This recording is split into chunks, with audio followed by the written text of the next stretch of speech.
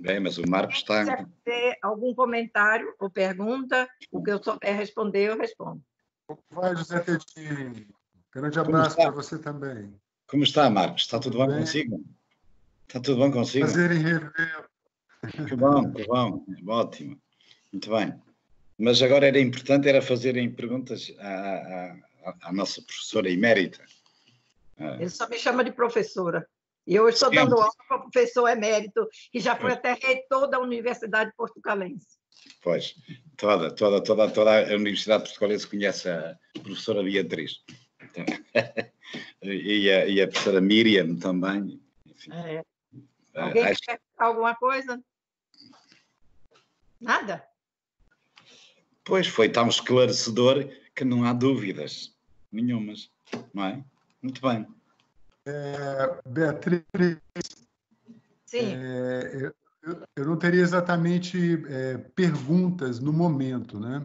Mas eu acho que todo o material iconográfico que você levantou é um verdadeiro tesouro. A qualidade documental de todo o material que você levantou é maravilhoso. A documentação fotográfica e o modo como você organizou, né? Dividiu, separou, isso é uma maravilha, porque a partir daí, exatamente a partir desse trabalho hercúleo que você fez, pode começar a ser feitas análises formais, estilísticas mais aprofundadas, né? São sempre através de comparação. Então, em vários dos slides que você apresentou, como, por exemplo, na do Coração com Chamas, para ver já superficialmente que algumas soluções formais já são bem próximas, já daria para fazer uma primeira organização daquelas que se aproximam mais, daquelas que se afastam. Então, eu acho que essa contribuição é inestimável, porque não tem como, né, se iniciar uma análise formal sem se ter uma base fotográfica, né, uma fundamentação fotográfica bem feita. E pelos slides que você mostrou, nossa, é um verdadeiro tesouro, uma preciosidade. Eu só tenho que agradecer e ficaria com vontade de, no momento sem pandemia, né, rever essas imagens e trocar figurinha, literalmente trocar figurinhas com você, porque eu acho que o levantamento fotográfico ele já está completíssimo, completíssimo.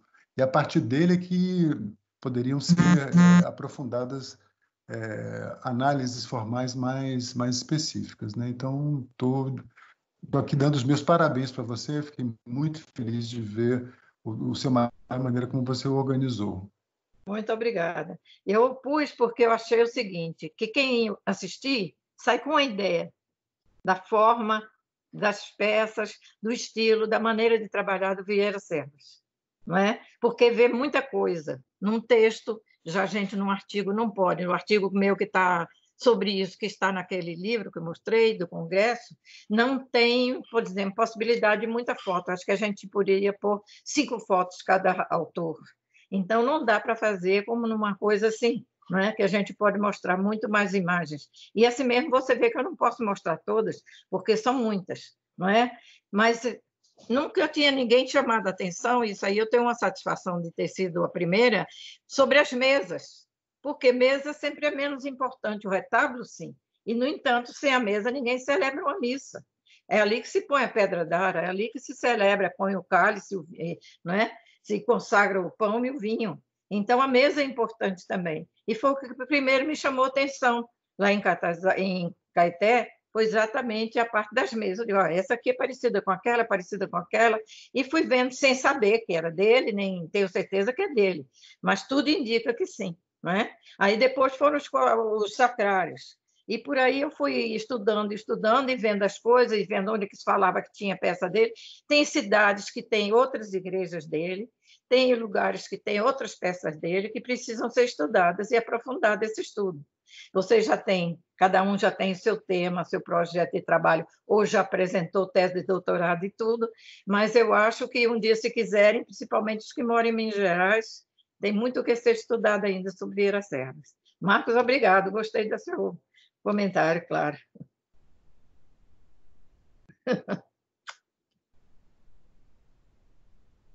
Alguém mais? Deu um branco em todo mundo ou não? Vanessa? Professora, gostaria de fazer uma pergunta. Pois então. Esse coração flamejante que aparece em vários momentos, ele é recorrente em outros lugares? Ou você só viu isso na talha do Vieira Servas?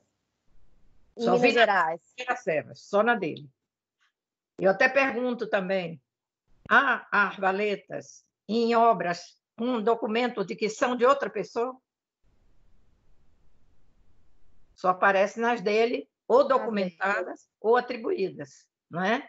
Então, é porque às vezes troca de lugar. Eu estou olhando para a Vanessa aqui, de repente a Vanessa passou para o meio, fica meio complicado para mim. Mas a questão é o seguinte: tem ainda outras igrejas para serem estudadas. Quando eu fiz uma palestra em Nova Era, a Regina foi comigo, e Eduardo também, né, Regina? Eduardo estava aqui? Eu acho que sim, foi com a gente. Então, o que é que acontece? Lá perto tem outro lugar, acho que é São Gonçalo do Rio Acima, que tem uma capela com obra dele, provavelmente dele, e eu nunca estudei, porque eu nem sabia. E eu estava vendo imagem e retábulo, depois é que eu me fixei mais nos retábulos, mas eu tenho estudo também sobre as imagens, tem até publicado com Marcos, não é, Marcos? Sobre imagens que podem ser atribuídas também a Vieira Serras. Vanessa. Deixa eu perguntar mais uma coisa. A predilação dele por essas, em vez de, né, talhas ornamentais, serem talhas assim, né, sem grandes figuras, igual Aleijadinho, sem personagens, também parece que é uma característica também única dele, né? Mas aí outros têm também, não é? Tá. Você vai ver altares com só motivos fotomórficos de outros autores, tá? Tá. Mas os retábulos deles são sem pintura, sem personagens, né? Eles são mais sóbrios. Alguns têm, como o da Nossa Senhora do Rosário de Mariana, tem anjos, Congonhas tem anjos também, esses de Caeté também tem. Então, parece que depois ele abandona e fica mais nos motivos ornamentais. Tá, joia. Obrigada, professor. De nada.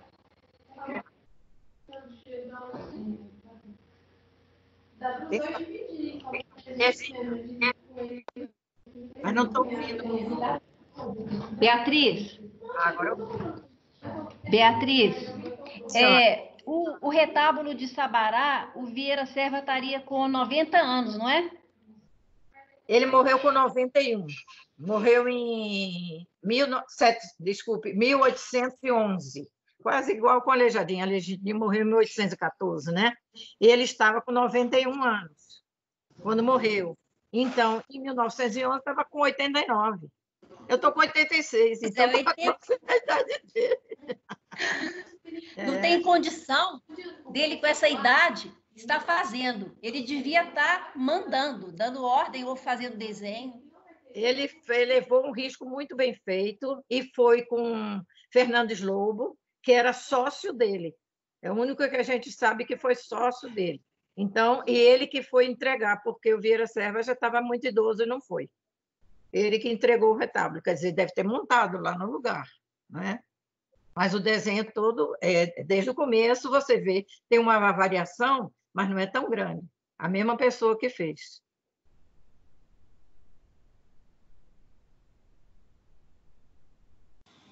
Marcos? Gostaria de fazer uma pergunta. Fábio. Depois que o Marcos levantou a mão, como você já falou, Marcos, deixa ele falar primeiro? Tá bom. É uma pergunta rápida. É a respeito do coroamento. Nós estudamos aí na apresentação da senhora a questão dos sacrários, da mesa, dos quartelões, enfim, das colunas. Teria algum traço característico do trabalho dele específico que pode ser observado no coroamento? São as arbaletas. Além das arbaletas, não teria mais nenhum elemento específico do estilo dele? Tem, por exemplo, a sanefa, né, com aqueles lambrequins. O desenho do lambrequim, se vocês olharem no cartaz da reunião de hoje, tem exatamente aquele desenho pequeno, é repetido em praticamente todos os lambrequins e sanefas dos altares dele. As borlas, né? As borlas e pingentes. Não são as borlas, eu estou falando no relevo que tem dentro aquela pecinha que cai. Das bandeirinhas. tá? Então, aquilo é a rocalha bem espalhada em volta da arbaleta. Pedim talvez tenha um nome melhor para arbaleta, que esse nome eu aprendi com Miriam. Mas Miriam, hoje em dia, não quer que chame mais arbaleta. Eu não sei como chamar. Meu artigo, inclusive, chama Entre Arbaletas, Corações Flamejantes e Símbolos Eucarísticos, que Regina achou assim poético. Mas não é poético, não, é o que estava lá, é o que eu vi, né? Eu não sou muito de imaginação assim, criativa, poética, não. Era só isso, Flávia? Essa arbaleta seria entablamento? Não. É uma peça saliente, solta da parede, que forma essa espécie de canga, né? Mas eu acho o canga muito vulgar, que é que se usa no carro de boi e tal, não sei como seria. Não seria um arremate, então? Como? Seria o arremate? É o arremate. É exatamente. Beatriz, posso esclarecer um pouquinho para a Cláudia? Pode. Cláudia, agora eu fiquei meio a letra se refere à estrutura da sanefa, a sanefa que compõe o coroamento, entende? A Miriam, na época, fazia uma analogia a uma arma medieval de arco e flecha, e a estrutura da sanefa estaria próxima formalmente a essa arma medieval, do arco dessa arma medieval. Entende? A arbaleta, o nome que a Miriam buscou foi muito em função dessa analogia, né, formal entre a arma medieval e a própria estrutura da sanefa. Então, quando se refere à arbaleta, é um tipo específico de sanefa que se encontra nos coroamentos dos retábulos do Vieira Serras. Às vezes, sobre a arbaleta, tem essa parte da sanefa, acima da arbaleta. Seria uma espécie de dossel. Essa arma que usava antigamente chamava besta, né? Eu não sei se em Portugal se é assim, mas nem canga nem besta não gosto de chamar. Eu acho a arbaleta mais bonita, não sei. A gente não usa esse nome besta aqui. Besta é um bobo, é um idiota, né? Poderíamos chamar de dossel? Hein? Dossel? Não. Não, mas dossel é outra coisa. Dossel é outra coisa. Não tem esse formato. Está certo. Uma cortina que cai e pode ser amarrada e tal. Não é como essa forma. Eu não sei que nome dá. Miriam não quer, acha que não foi bom o nome de arbaleta, mas é o que eu tenho, que eu ofereci aqui também, falei para vocês, todo o tempo de arbaleta. Acabamos? Professora Beatriz. Apenas Maria Clara, Clarinha quer fazer uma pergunta. Tudo bem, gente? Boa noite a todos. Beatriz, eu gostaria de saber se você teve contato lá com a matriz Nossa Senhora da Assunção de Ravenna, que até Mara Fantini coordenou o projeto de restauração, e ela falava muito que os retábulos laterais eles eram atribuíveis aos servos. Eu queria saber se a senhora teve contato com eles, qual é a sua opinião. Nunca fui a Ravenna, nunca vi referência a Ravenna ligada a Vieira Serras, até vou ver no livro de Adriano se tem, tá? Não conheço Ravenna, não, nunca fiz estudo lá. Sim. Mas nunca vi citação de Ravenna como atribuída a Vieira Serras, não. Uhum. Agora, Marcos.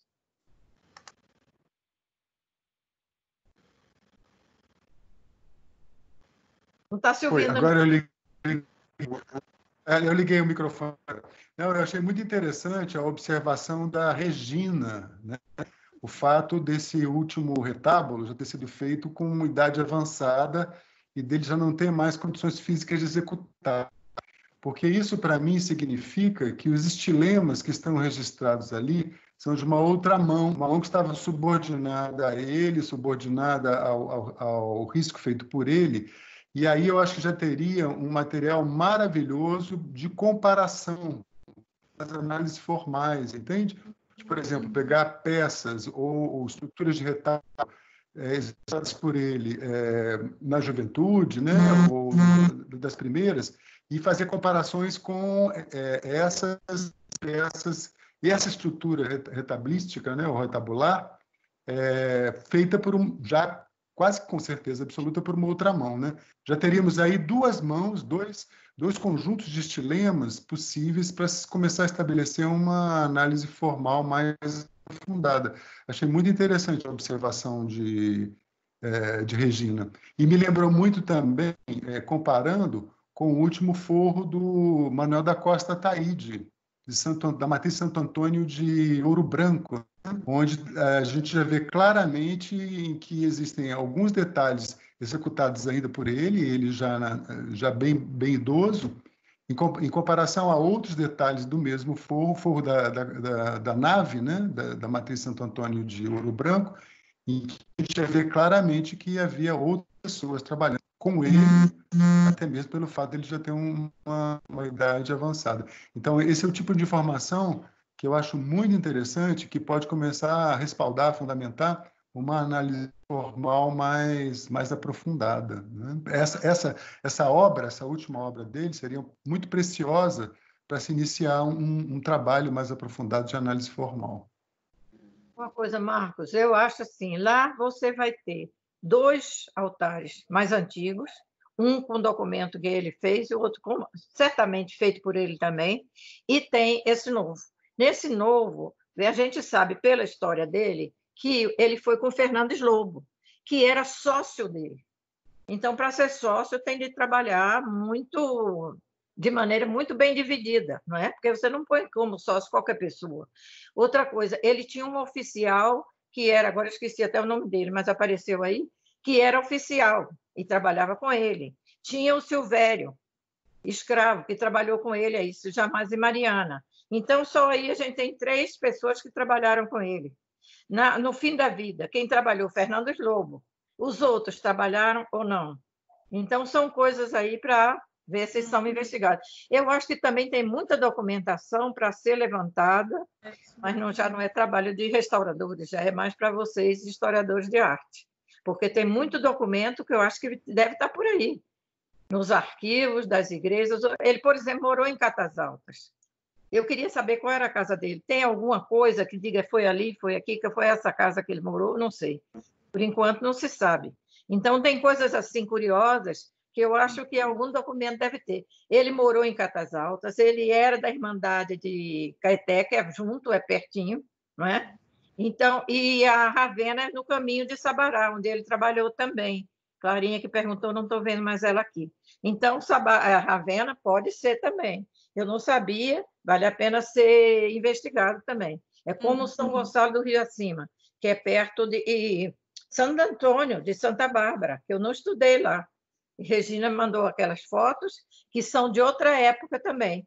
O trigo, o vinho, a espiga de trigo, o cacho de uva, o laço de fita, o tema é o mesmo, a composição é a mesma, a maneira de trabalhar é diferente. Então, lá em Santa Bárbara, tem muito para estudar também. O púlpito da Matriz de Santo Antônio em Santa Bárbara também parece muito conservas. Precisava ser estudado também. Eu não estudei lá em Santo Antônio. Então, tem muita coisa para ser estudada ainda, por restauradores e por historiador de arte. E, de preferência, de uma dupla, né? Beatriz? Oi, é Isis. Então, achei maravilhosa a sua pesquisa, super linda, estonteante, né? Porque você consegue fazer esse levantamento formal, né, de vários elementos que podem fazer um contexto do artista, né? Então, o que você falou, realmente, para mim, é muito instigador tentar buscar, né, no caso, as fontes, pelo menos as fontes, os contratos, que pudesse, porque você já deu tudo, Beatriz, você já colocou, você já falou, e pela sua comparação, você já mostrou, ele esteve lá. No começo dos slides eu não vi, mas eu acho que você mostrou um mapa, não mostrou? Um mapa da cartografia por onde ele andou? Não, eu tinha no outro, que você viu, mas eu não quis repetir para quem já tinha visto, fiz outro. Mostrei outro que eu tinha. Que travou o meu no começo, mas isso é sensacional de imaginar, eu fico só imaginando o trajeto dele. E como eu não conheço Minas, né, eu penso que ele deve ter ido por várias cidades próximas, né? E você, né? E você conseguiu perceber que é uma coisa muito difícil. Essas similitudes, né, entre todos esses ornamentos isolados. Isso é sensacional. Então, isso é incrível, sensacional. É o que eu quero dizer. Obrigada. É como o Marcos falou, agora quem pegar isso pode ir estudando mais para aprofundar e ter noções, atribuições mais profundas, mais corretas.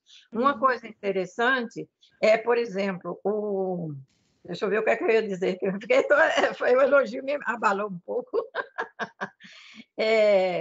Sobre Vieira Serra, Beatriz, o que é que eu ia dizer? Me fugiu. Eu ia comentar uma coisa, mas me fugiu agora. Às vezes volta. Tem uma mãozinha aqui, não sei se é a mãozinha de quem quer falar. Não, mas a mãozinha está escrito Isis. Isis não, eu não sei usar a mãozinha. Tem uma mãozinha aqui. Eu já falei, eu acho. Eu não sabia, não sei tirar a mãozinha. Deixa eu ver. Saiu? Saiu. Saiu. Aqui uma coisa, já lembrei o que é que eu ia falar. A questão é o seguinte: o Vieira Serras, você tem alguma informação, alguma coisa publicada, mas tem muita coisa ainda para ser vista. E nos documentos, muitas vezes, era isso que eu ia dizer que esqueci, por exemplo, em Congonhas, tem um documento de que ele recebeu, não sei se eram tantas oitavas, eu não lembro agora quantas, por 4 anjos grandes. Aí você chega lá, tem 4 soltos, grandes, tem mais, terminando o altar, que foi aquele retábulo que eu mostrei, que tem anjos lá em cima, e tem anjos nas laterais. E quais foram dele? É complicado, porque o documento não diz tudo o que a gente queria encontrar no documento, muitas vezes, né, Marcos e Tedim? Então, acontece o seguinte, 4 anjos grandes, você chega lá, tem 10. Aí você vai dizer, e quais são? Não é? E os 4 que eu estudei, Marcos estudou comigo, cadê Marcos? Está aqui, me ajudou muito. Os 2 mais eruditos não foram feitos, Marcos é que viu isso, pela mesma mão. Um é muito mais sinuoso, a anatomia dele muito mais sinuosa, e o outro é mais reto. Ou seja, um tinha um domínio maior da capacidade de fazer, de executar uma figura humana como ele queria, e o outro menos. Os 2 de baixo já são mais populares. Se eles foram os 4 do Vieira Serras, o que é que eu acho? Vieira Serras fez o desenho, deu para 2 costureiras de alta costura fazer o modelo e deu para 2 de periferia, que fizeram coisas mais populares, mais simplificadas. Então, são aqueles 4? Quais são os 4 que ele fez? O Adriano já acha que são os que estão lá em cima, na parte da cimalha, quase da Capela Mor. Então, tem que ser tudo mais bem estudado.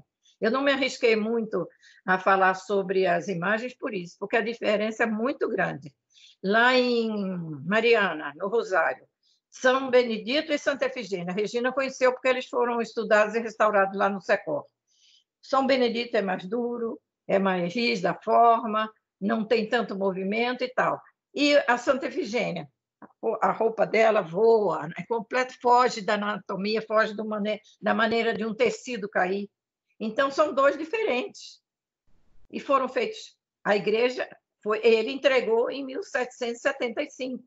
E as imagens, ele que fez. Outra coisa que eu achava interessante estudar eram os crucifixos feitos por ele, que muitos estão nos altares. Valia a pena ver se os cristos são iguais, como foi a representação de Cristo, porque muitas vezes quem fazia o retábulo fazia as coisas principais. Então, o Cristo podia ter sido feito para ele. Com esse estudo eu não fiz. Então, tem muita coisa aí para ser vista, estudada e aprofundada também.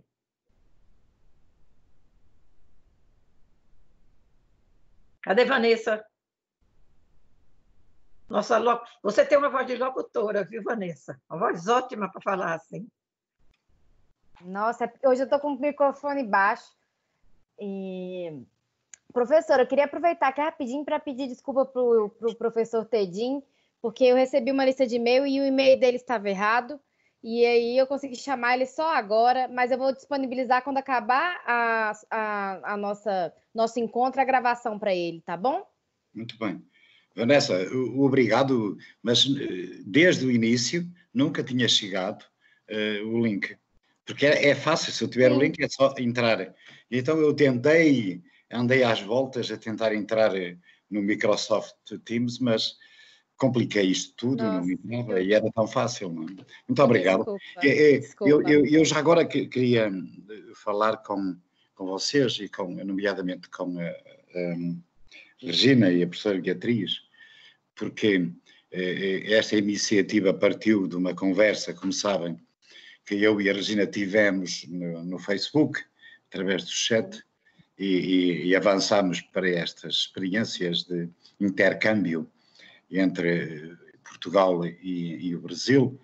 Para já só estou eu, não é? E eu tenho vindo a falar com alguns colegas desta área, e qualquer dia nós vamos ter mais gente aqui, portugueses que trabalham sobre escultura religiosa, que trabalham sobre talha, e uma dessas pessoas a quem eu já falei, não sei se vocês conhecem, não sei se a professora Beatriz conhece, que é o Francisco Lameira. Eu creio que ele já foi a um dos vossos congressos. Conheço de nome só. Conhece, professora Beatriz? Não. Não conheço de nome só. Talvez ele tenha estado nesse simpósio sobre retábulos. Sim. O Francisco Lameira, ele é professor da Universidade do Algarve, é o responsável pelo Departamento de História da Arte, e fez doutoramento sobre a talha algarvia. Portanto, no fundo, ele trabalha todo o levantamento que faz de retábulos e de outras componentes, não só de retábulos, do Algarve. E, ultimamente, ele tem avançado com um projeto que tem o apoio de uma instituição portuguesa que chamamos FCT, que quer dizer Fundação para a Ciência e Tecnologia. Essa FCT apoia projetos de investigação de todas as áreas científicas, incluindo o património e incluindo, nomeadamente, a talha. Ele, neste momento, creio que já tem 19 volumes, não tenho a certeza. Eu tenho alguns, ele de vez em quando manda-me. Eu mostro um, não sei se conseguem ver. Vê-se mal, não é? São volumes excelentes, com ótimas fotografias. E isto era algo que vocês deviam tentar conseguir. Eu creio que se vocês lhe pedirem, ele vos enviava para a biblioteca do SECOR, por exemplo, porque é um levantamento exaustivo da talha feita em Portugal e fora de Portugal. Ele, neste momento, eu já tenho, agora não encontrei ali na minha estante, não encontrei esse volume, já fez o volume relativo a Minas Gerais. Portanto, eu creio que seria interessante, e eu quando estiver com ele, porque ele está a tentar resolver o problema técnico do computador para passar a entrar nestas nossas sessões, e se ele conseguir resolver, aproveitaríamos a ocasião para lhe propor que oferecesse a coleção toda, porque é fabulosa, é só talha, só retábulos. De todas as épocas. Por exemplo, este volume é o retábulo da Companhia de Jesus em Portugal. Depois tem a colaboração de especialistas regionais, não é? E quando não são regionais é alguém muitíssimo bem apetrechado, sob o ponto de vista científico, do processo da talha daquela região, e tem trabalhos muito bem feitos, muito sérios, onde vai buscar, nomeadamente, aquilo que a professora Beatriz estava a fazer, que é essa descrição de pormenor, não é? Descrição de elementos formais e depois também elementos iconográficos que acabam por ajudar a identificar a identidade de quem os executou. Isso é algo que faz parte da tradição das oficinas. Eu lembro sempre o facto de eu ter nascido ao lado de uma oficina onde se estava a trabalhar em madeira, não é? E estava a trabalhar em cedro brasileiro. principalmente, era a madeira que era usada naquelas oficinas dos santeiros da minha família, que eu já falei aqui no primeiro encontro que aqui tivemos. E cada mestre tinha os seus hábitos, cada mestre repetia as mesmas coisas. Eles faziam modelos em papel, por exemplo, não é? Com recortes, com recurso a formões. Sabe o que é formão, não sabe? A palavra formão existe no Brasil, certo? Uhum. Eles recortavam e colavam os papéis, fixavam com prego. E depois iam repetindo. Portas de sacrário, frontais de altar. Eles iam repetindo. Colunas. Era assim que eles faziam. E depois há um mestre que vai mais para a coluna de acantos, na coluna salomónica, há outro que vai mais para a coluna com estrias, porque a coluna salomónica já passou de moda, não é? Porque no fundo isso também tem muito a ver com modas, não é? Isso é uma moda.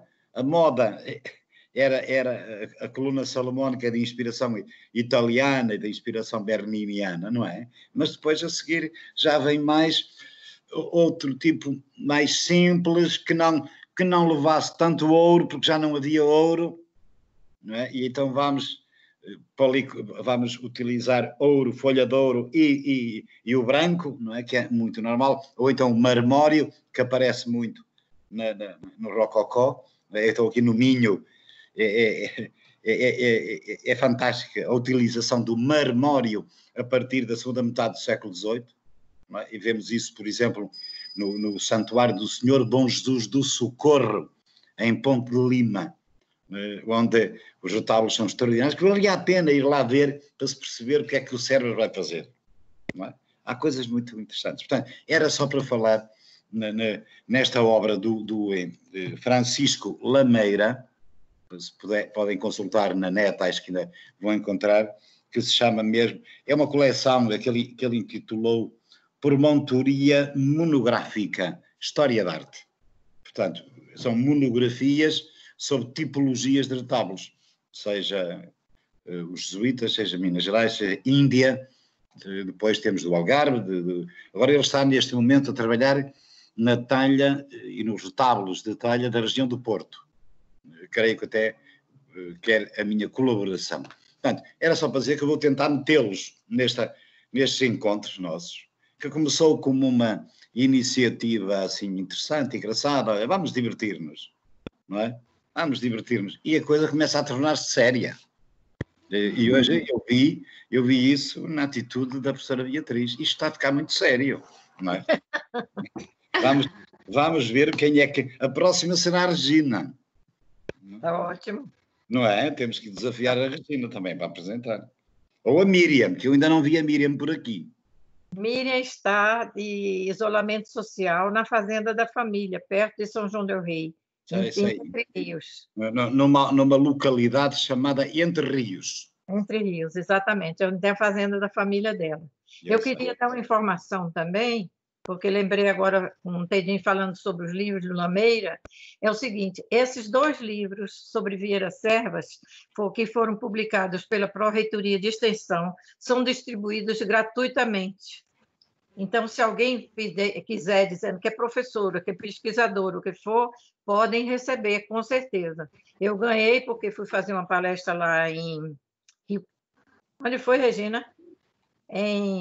Foi em Nova Era. Em Nova Era, mas está escrito lá, quando eu fui ver hoje para fotografar, está escrito lá, distribuição gratuita. Então, se alguém quiser, deve pedir a Pró-Reitoria de Extensão da UFMG. Eu acho que essa parte de conversa no final é muito boa, na minha opinião, porque a gente se conhece melhor, a gente troca ideias. Eu acho que essa parte de debate, de conversa, é muito importante. Para mim, foi ótimo. Tá? Obrigada pela colaboração. Professora Beatriz, eu só queria dizer que, para mim, já é quase madrugada. Deve ser muito tarde aí. Já deve ser madrugada, hein? Estou a caminhar para as 2 horas da manhã. Nossa, mãe, aqui são 20 para 10. Pois, e aqui são 20 para as 2 da manhã. Portanto, Eu queria só dizer, porque eu amanhã tenho umas coisas para fazer na universidade e tenho exames presenciais, e tenho que lá estar, porque os exames dos alunos vêm à universidade, já não é online neste momento, e eu queria agradecer o vosso convite, e que foi um gosto ter estado consigo e com todos os que aqui estão, entre os quais a Regina e o Marcos Il, que eu já não vi há muito tempo, e que é sempre bom rever as pessoas. Está bom? E eu vou descansar, não se importam, pois não? Não, mas nós já vamos também. Não é? Muito bem. Tá? Vai Um abraço. dormir. Um abraço, Regina. Tá bom? Tchau, obrigada. Eu vou sair então, tá bom? Tá bem, tá, tchau. Muito obrigado. Um abraço. A gente podia tentar mudar um pouco o horário, para ser um Não, horário... está bem. Não, eu não me importo de me deitar tarde. Porque Neste a gente momento. pode tentar também ver se teria um horário melhor, que todo mundo possa estudar esse caso do horário, né? Muito bem. Então, tá. A esta hora, para mim, não está mal. Está ótimo. Porque eu não me importo de uma ou outra vez me deitar mais tarde. Ah, tá bem. Não. Agora em agosto, não, porque eu vou entrar de férias, não é? E não estou cá, vou para fora, e, portanto... Eu vou falando com a Regina e depois vamos ver o que fazemos. Está bom? Um grande abraço. Está ótimo. Prazer em ver novamente. Nós aí que devemos um prazer enorme de ver você também, rever. Muito bem, muito obrigado por tudo. Saímos, desligamos, como fazemos agora. Bom, eu agradecer. Obrigada, viu, Beatriz? Foi maravilhoso, viu? Quem está falando? Foi maravilhoso sua palestra, adorei. Hein? Adorei sua palestra, foi maravilhosa. Sei. Obrigada, viu? Estou vendo aqui, Carolaschi. Como é seu nome? Aqui. É Carolina. Cláudia. Não, porque aparece assim, Carolaschi. A Cláudia também. Foi Cláudia que falou ou foi Carolaschi? Brasília. Hein? Obrigada, viu, professora? Foi maravilhoso. Adorei. Regina, continue, viu? Por favor, fazendo as palestras. Vamos continuar.